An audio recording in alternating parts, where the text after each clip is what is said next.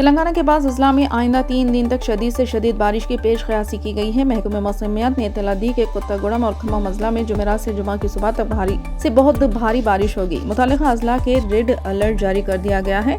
करीमनगर, पेद्दापल्ली, भोपालपल्ली, मुलुगु, सूर्यापेट, महबूबाबाद, वरंगल और हनमकुंडा अजला के लिए ऑरेंज अलर्ट जारी किया गया है। आसिफाबाद, मंचिर्याल, निजामाबाद, जगतियाल, सिलसिला, नलगुंडा, जनगांव, सिद्दीपेट, भुवनगिर, रंगारेड्डी, हैदराबाद, मिर्चल, मलकाजगिरी, विकाराबाद, संगारेड्डी, मेदक और कामारेड्डी अजला में येलो अलर्ट जारी किया गया है।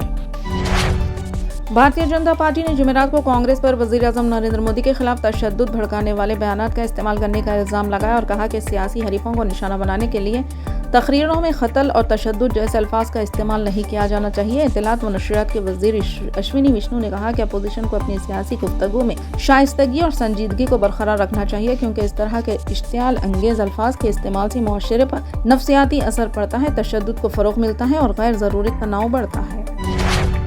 हुकूमत की जानिब से तेलंगाना के किसानों के फसल के कर्जों को माफ़ करने के ऐलान पर किसानों की जानिब से जश्न मनाया गया। कर्ज माफ़ी के ऐलान के बाद जनगांव जिले के देवरापल्ला मंडल के किसानों ने जश्न मनाया। इन किसानों ने हल चलाने के लिए इस्तेमाल बंडी पर कांग्रेस का परचम लगाया और रियासत के रेवंत रेड्डी ज़ेर क़यादत कांग्रेस हुकूमत की हिमायत में नारेबाजी की। इन्होंने कांग्रेस हुकूमत का शुक्रिया अदा भी किया।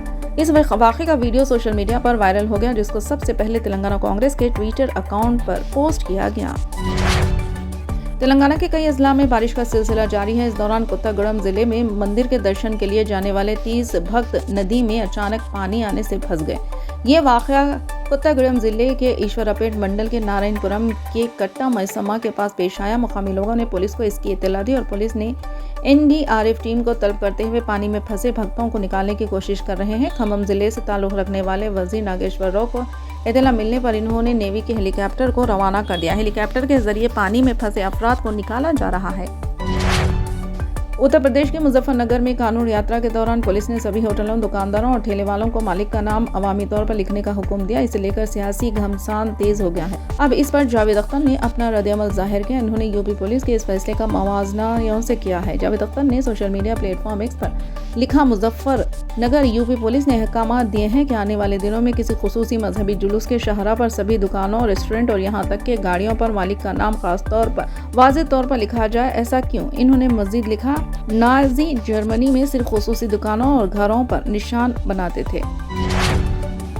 हैदराबाद के पुराने शहर में 15 साल लड़की की इसके रिश्तेदार ने इस्मत रेजी की, जिसका ताखिर से इंकशाफ हुआ। लड़की की मां अपने शोहर की मौत के बाद किराए के मकान में बेटी के साथ मुकीम थी। 1.5 माह कबल जब वो काम पर गई तो इसका करीबी रिश्तेदार मकान में दाखिल हुआ और लड़की को धमका कर इसकी इस्मत रेजी की। मां की वापसी पर लड़की ने रिश्तेदार की शर्मनाक हरकत से वाकिफ करवाया। इस बात की शिकायत मुतासरा की मां ने मुलजिम की मां से की, जिस पर इसको यकीन दिलाया गया कि मुलजिम से मुतासरा की शादी करवा दी जाएगी, लेकिन बाद में इन्होंने इस बात से इनकार कर दिया, जिस पर मुतासरा की मां ने पुलिस से रुजू होकर शिकायत की। उत्तर प्रदेश के कोंडा जिले में जुमेरात की दोपहर चंडीगढ़ डिब्रूगढ़ एक्सप्रेस के कम से कम 10 डब्बे पटरी से उतरने के बाद उलट गए। हादसे में जख्मी होने वालों की तादाद का अभी तक पता नहीं चल सका। इमदादी कार्रवाइयां तेज कर दी गई है। जानी नुकसान का फौरी तौर पर इल्म नहीं हो सका। मज़ीद तफसीलात का इंतजार है। महाराष्ट्र में असेंबली इलेक्शन से मुतालिक सियासी हलचल तेज हो गई है। लोकसभा इलेक्शन के नतायज से सूबे की सूरत हाल बदल गई और अब सियासी नफा नुकसान के दाव खेले जाने लगे। एकनाथ शिंदे ने नौजवानों को अपने साथ लाने के लिए लाडला भाई योजना के तहत हर माह 6,000 रुपये देने का ऐलान करके इंतखाबी मुहिम में मसरूफ हो गए। वहीं लोकसभा के इलेक्शन में खुद को साबित करने में नाकाम रहे। अजित पवार से पीछा छुड़ाने का दबाव बीजेपी पर बढ़ता जा रहा है। एनसीपी लीडर अब उनका साथ छोड़कर शरद पवार खेमे में जाने का सिलसिला शुरू हो गया है, जिसके सबब सवाल उठ रहे हैं कि क्या चचा भतीजा के दरमियान मसालिहत का कोई फार्मूला निकल सकता है।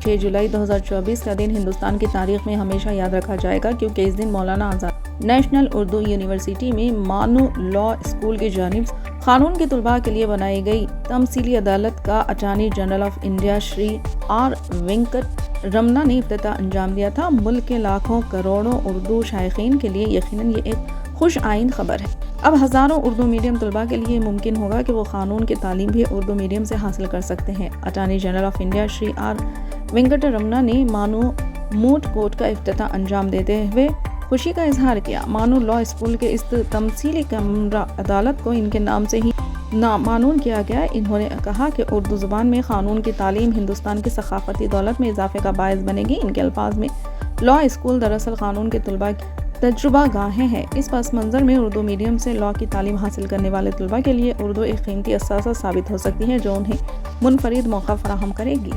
फिलहाल के लिए बस इतना ही। देखने के लिए शुक्रिया।